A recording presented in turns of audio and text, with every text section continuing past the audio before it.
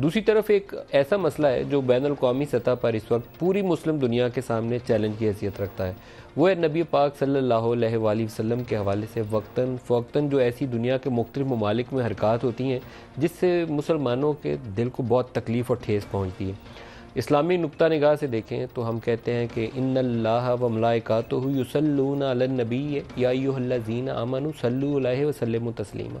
इसके बाद कहानी की गुंजाइश रहती कुछ नहीं है कि अल्लाह ताला और उसके फरिश्ते भी नबी पाक सल्लल्लाहु अलैहि वसल्लम पर दुरूद और सलाम भेजते हैं। तो ये मुसलमानों के इतना दिल के करीब मामले यहाँ के, तो अगर उसके ऊपर कोई और दुनिया के ममालिक जो हैं वो ऐसी हरकतें करें और फिर ये कहें कि ये तो फ्रीडम ऑफ एक्सप्रेशन है, तो ये फ्रीडम ऑफ एक्सप्रेशन नहीं है। अगर यहाँ से बैठकर हम कुछ ऐसा करना शुरू करें तो फिर उसको क्या नाम दिया जाएगा, दहशत गर्दी का, इंतहा पसंदी का, या कुछ और वो कहेंगे जोला हैं, पागल हैं, ये ऐसी हरकतें करते हैं, दूसरे मज़ाहिब का एहतराम नहीं करते, या कोई ऐसी कुछ और हमारे ऊपर अलकाबात आ जाएंगे।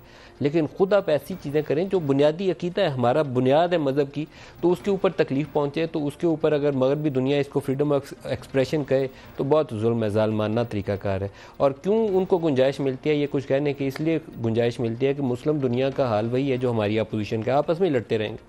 वो एक दूसरे से लड़ रहा है, दूसरा तीसरे से लड़ रहा है, तीसरा चौथे से लड़ रहा है। कोई मुस्लिम दुनिया का मुल्क आपको ऐसा नज़र नहीं आएगा जहाँ पर आपको अमन की कैफियत नज़र आए। क्यों नहीं नज़र आती? 55-56 मुल्क है, सुकून से क्यों नहीं रह सकते? इसलिए कि आप लोगों को तरजीह देना ही नहीं चाहते। मुस्लिम दुनिया का अलमिया ये है कि जो हुक्मरान बनता है ख़ुद को सबसे पहले बादशाह सलामत तस्लीम कर लेता है। हमारी हुकूमत ने इस इशू के ऊपर, मौजूदा हुकूमत ने एक अच्छी पोजीशन इख्तियार की है। कोई भी हुकूमत होती पाकिस्तान में शायद इससे मुख्तलिफ पोजीशन इख्तियार न करती। बड़ा जज्बाती मामला है और पाकिस्तान में और पूरी दुनिया के मुसलमानों के लिए बहुत तकलीफ़ का मुकाम है।